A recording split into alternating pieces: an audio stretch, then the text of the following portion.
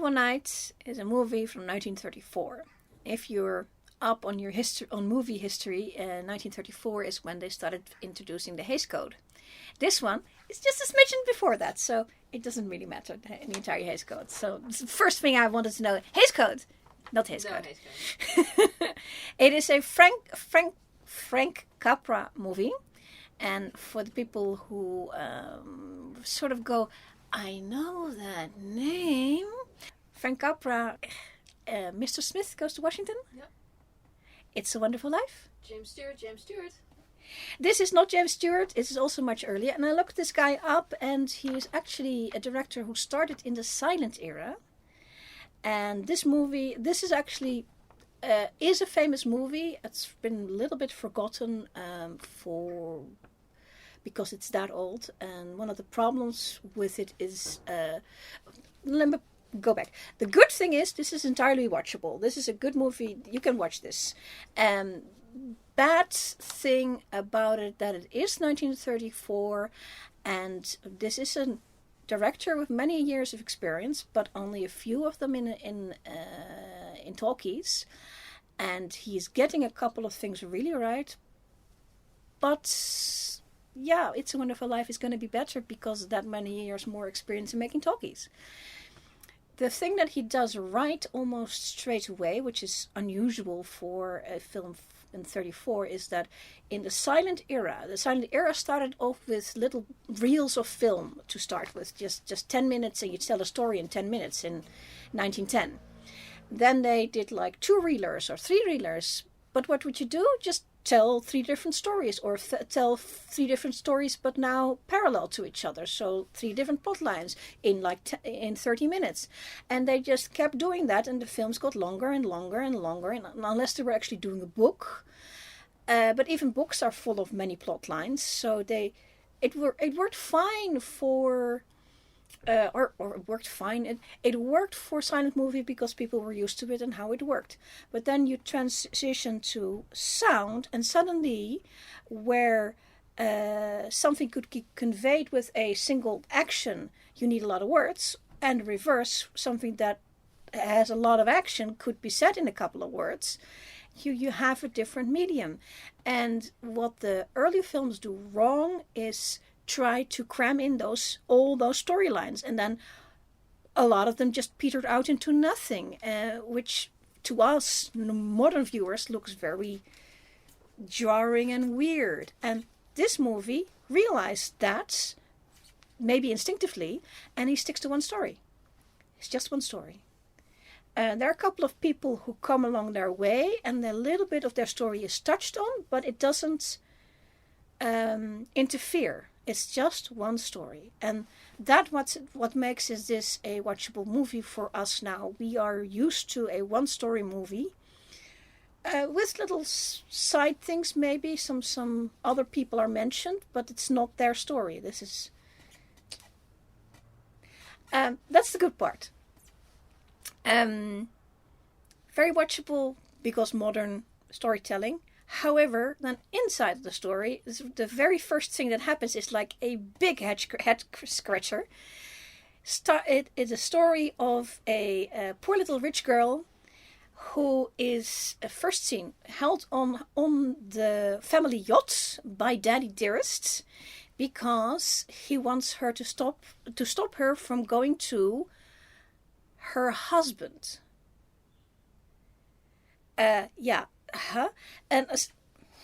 So this is where the pre-code comes into it. If it was post-code, it would have been something else. It probably would have been a fiancé, but she was already married to this guy, and the father stops her from going to this guy.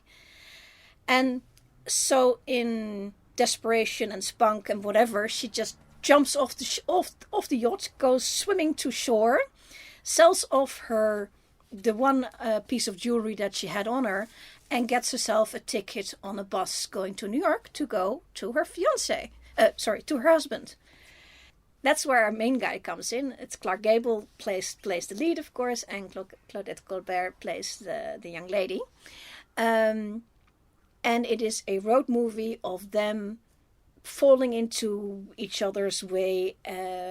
She is trying to get to New York to her husband, And what is he doing there? That's what I'm going to say now is going to make the peanut gallery go, oh, because he is actually a journalist. And he realizes that she is an heiress who's running away from her father to go. There's your aha moment. Yes, it's the same story as Roman Holiday, except the big, huge difference is that he almost immediately tells her that he knows who she is, and then a couple of scenes later he tells her why he is helping her out. And she needs quite a bit more help than in Roman Holiday. In Roman Holiday, they were stationary in Rome, and he had a place. And here they're on a bus. This is a road trip. They're on a Greyhound bus. Again, that is something I really liked about this movie, because it's shows you bus life, which is something I've never seen in anything. I mean, in Some Like It Hot, you get to see some train life.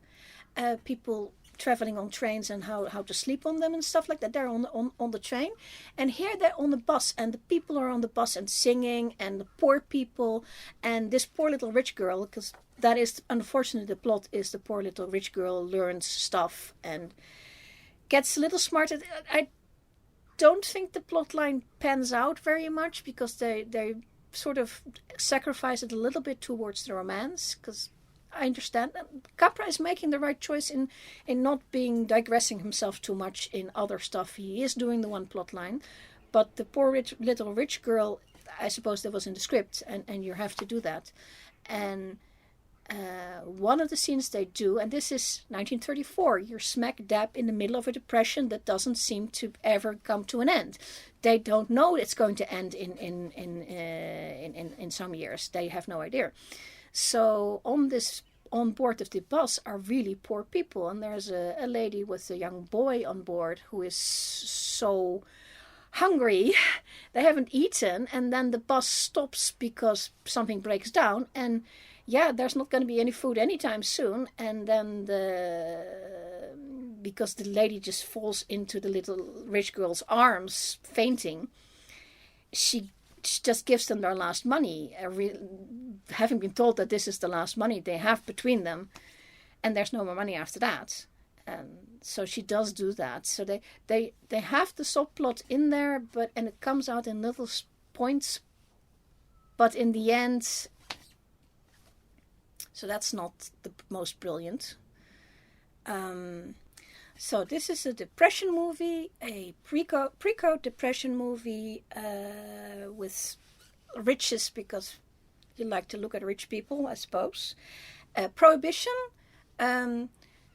All these movies in the Prohibition era, it's very strange. They never say they're a Prohibition era that something like that is going on, and people get drunk off their buttons. Is it still going on in 34? Yeah. 36, 37, I think it ended. Ended in 33, so it was probably still made. If it was made in 33 and came out 34, they probably wrote the script under Prohibition. Yeah. But they make no mention of it being there and not being there. Just not at all. There's just a lot of drinking. When they get drunk, they get really, really drunk. Yeah. That sounds maybe like Prohibition is just over, and therefore... Yeah. But they don't talk about it at all.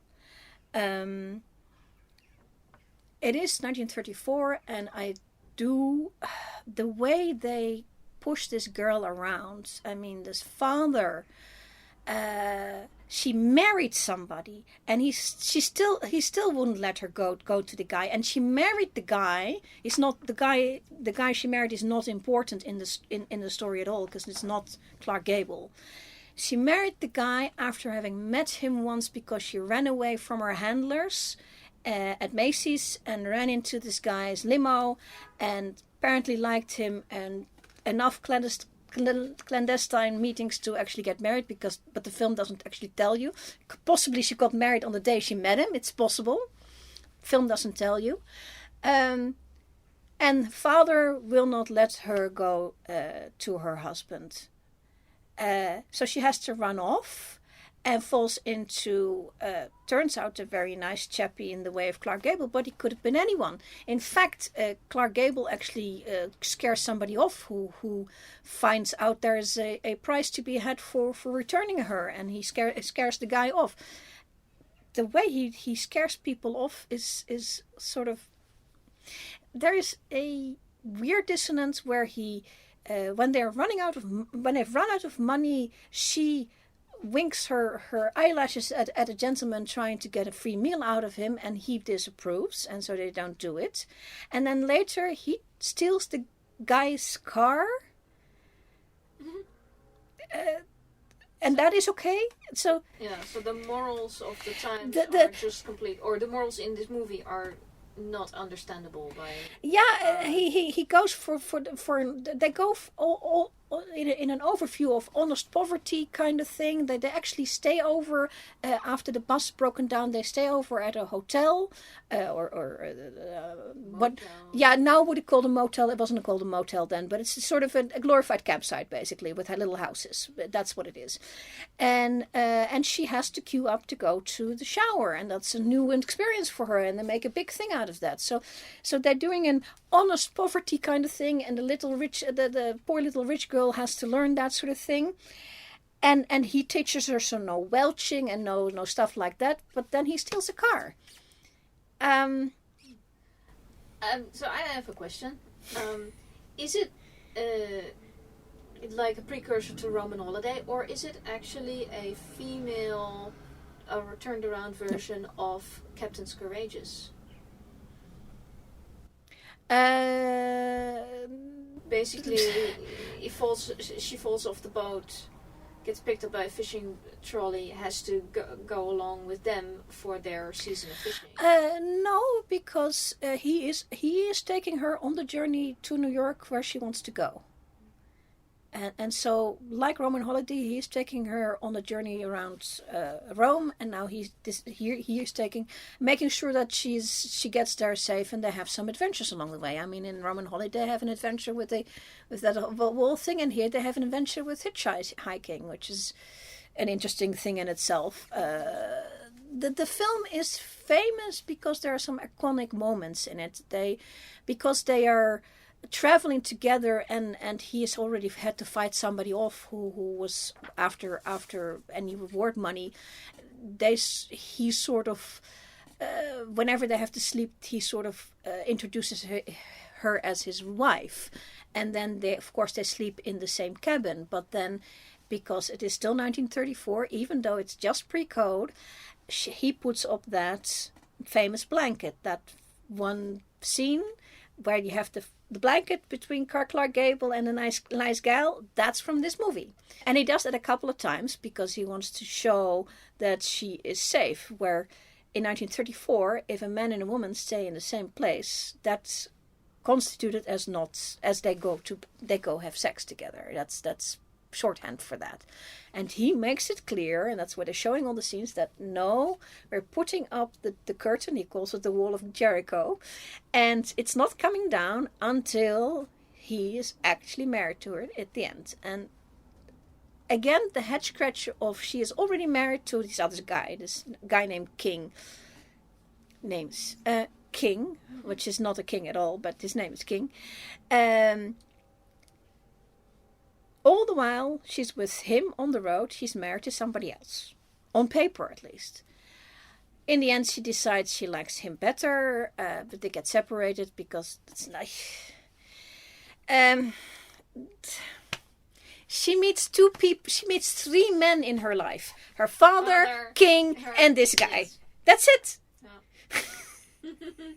And who is she gonna like best? The guy she actually got to have an adventure with. Exactly. That makes sense. Why would she not like him best? He's kind. He's taking care of her, and he is also not telling her not to do things. Yeah. Well, okay, he's telling her not to do illegal, stupid things, but he is in a way, for our sensibilities, he's way too bossy over her. Yeah. but it's 1934, so this is before the second or third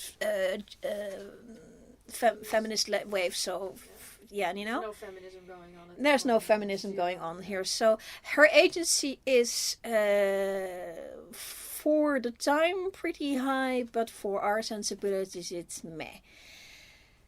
She gets separated from him at the end and ends up back in New York, and then there is a wedding. Head scratcher. I mean, seriously, like kritchy, kritchy, kritchy. Because she's already married to King, but they're gonna do a big entrance and a party and everything that a wedding has, except that the paper's already been signed and the ring is. I don't understand. Anyway, she's walking down the aisle on this, and then when she comes to the point where the guy asks, "Do you wish to marry again, King?" She says, "No." No. And she runs off. Because now somebody actually asked the question and she gets to say no. Yeah, but that is just... I don't know if that's a flaw in the movie. I have to say, when I looked up the movie on the Wikipedia, I quickly found that they had lots of production issues in that neither Clark Gable nor Claudette Colbert wanted to be in the movie, and there was this going on and that going on.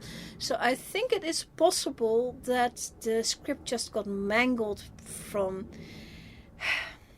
And still, so if you assume that in the beginning King was not married to her but just a fiancé, then the whole thing works again. Yeah. So it's just maybe a mistake at the beginning. They made a mistake and they didn't have time to fix it, because in 1934 they were doing many movies a year. You didn't have to retakes. What that? You do a retake because somebody fell on their face. That's the only moment you do a retake, not because she made a small mistake. It's people going to see the movie this week, and next week it's going to be gone. So it's ephemeral. It's much more ephemeral than they are now, because now everything goes on DVD, and every little centimeter is on television afterwards forever and ever. And people are going to see it 5 or 50 times, and you're going to get all the mistakes. But here, I think that's maybe it's just straight up a mistake, and I didn't fix it. It wasn't a priority to fix stuff like that.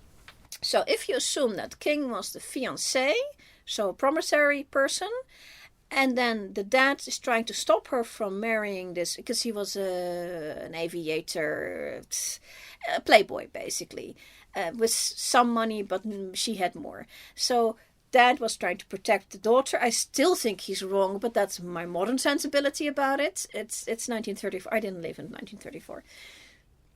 Then it makes sense. She runs off, still wants to go back to New York to get to the fiancé to actually go do the wedding. Now it suddenly makes more sense. So it's just a mistake, and I had to fix it. So what makes this movie is the byplay. Even though you hear a lot of stories about actors not getting along, and especially this early stuff, it's very possible it's just hyperbole for publicity. I liked the chemistry between him and her fine. It wasn't sparkling.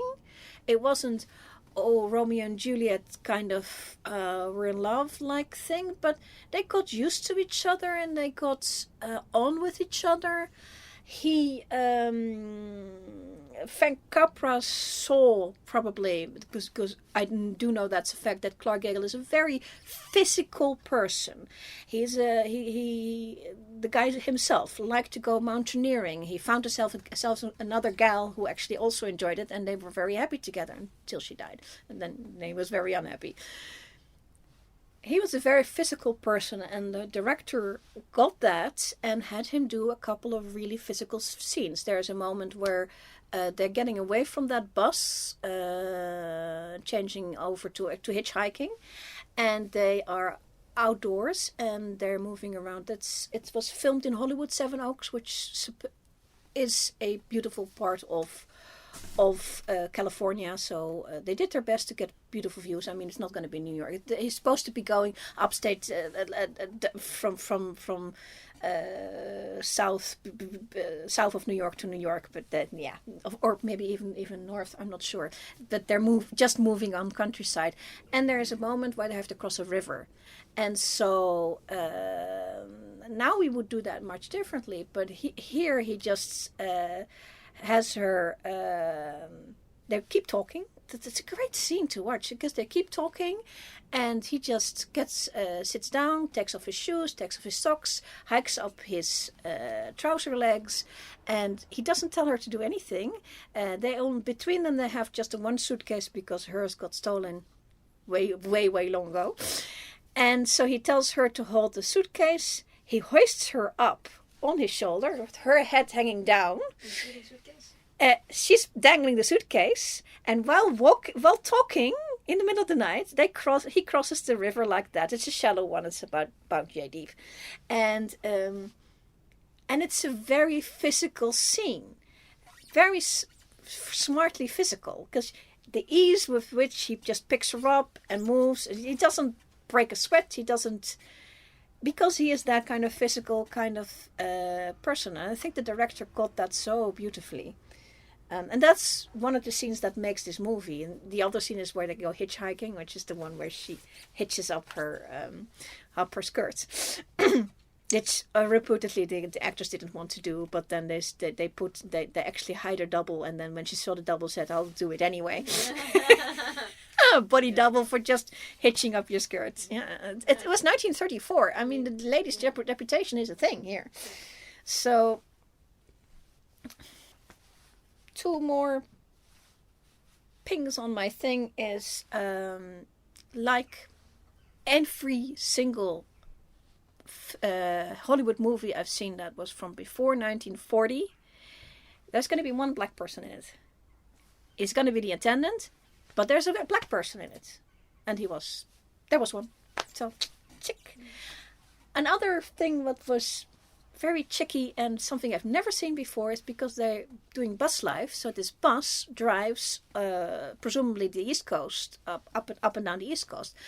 And the East Coast of the United States, for those people who are less aware of it, that's where all the little states are.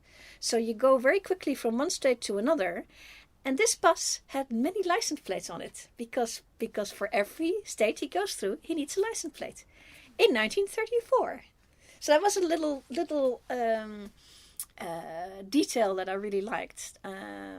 It's pretty good in the details, even though the thing is filmed in California, because there was no let's go on location in New York State area. Forget that. They just didn't do that. They hardly ever left the studio. I mean, they going to Seven Oaks was already pretty wow.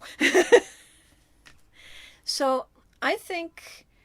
The experience that Frank Capra got from doing silent movies made him a good director, and then switching over to talkies, he got enough smarts to get it right pretty quickly. Because 34, I mean, they're doing talkies for maybe 4 years at this point. I'd have to see. He did do earlier talkie than this one, but not much. And he did take his time, because I think once the talkies hit, he did like maybe 2 films a year and not many more, because he realized it just needs the work. You need to put in the work to get the product. So, yeah, enjoyed it. Recommendation? Yeah, very watchable. Later movies are going to be better in technique and stuff like that, but I have no real complaints about the sound quality. It's not the most brilliant, and a whole bunch of no complaints. Some of the early movies have complaints of where they put the music in the wrong spot. I have no complaint about that. Some of them have accents that are too difficult for the amount of sound quality they have. I have no problems about that. I have no problems about having too much plot in it. Again, it's good. if anything, the complaints that I have is being a woman in 1934, even a little rich girl, sucks, because you're a parcel. You're being parceled around. You're either somebody's daughter or you're somebody's wife. That's it. But that's not this movie's fault. That is the Times' fault.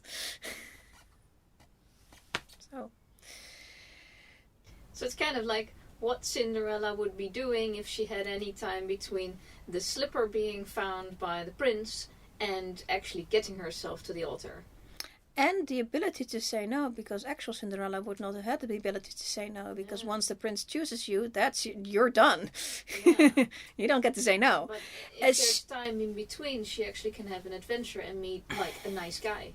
Yeah, and then have to turn him down because she's already married. Which happened in Roman Holiday. What's happened in Roman Holiday. Yeah. So a lot of Cinderellas.